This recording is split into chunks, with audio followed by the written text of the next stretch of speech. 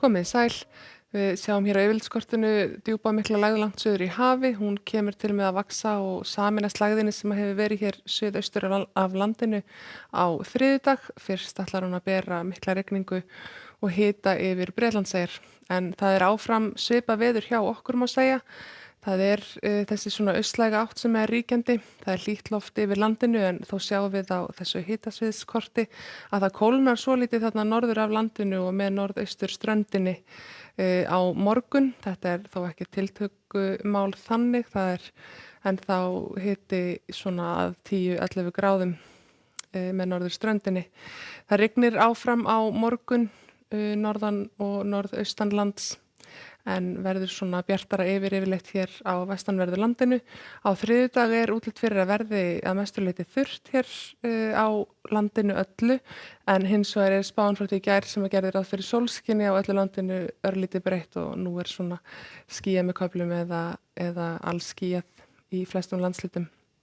En á morgun þá er útlit fyrir bjartviðri á norðanverðu landinu sérstaklega vestan til, en á norðaustanverðu landinu þykknar nú smám saman upp.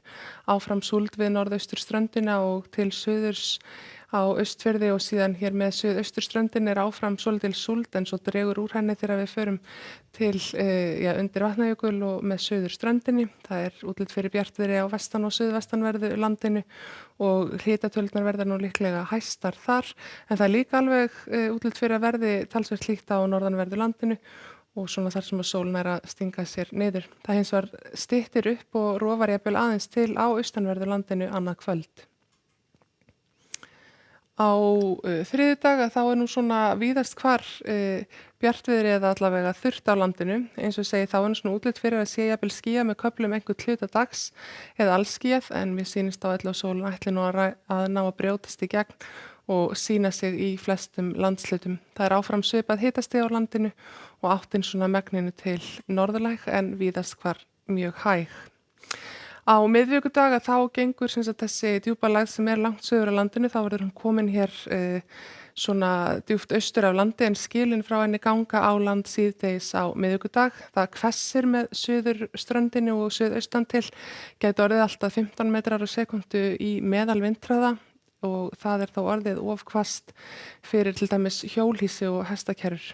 En það er betra að fylgjast vel með þá vindhraða og vindhviðum á þjóðvegunum sunnan og austanlands.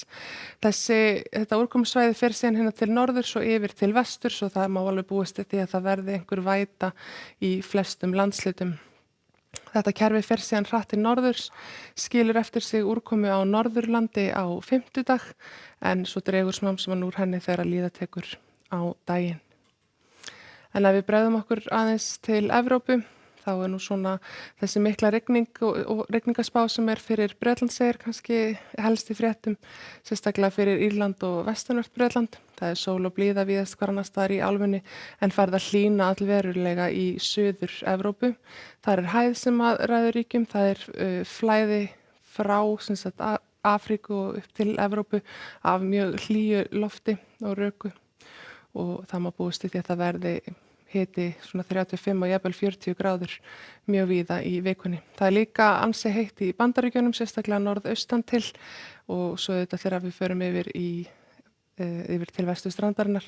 Ekkert óeðlilegt við það að hitinn sé 35 gráður til dæmis í Arizona á svona þessum árstíma, en það er samt alveg allt of mikill hiti.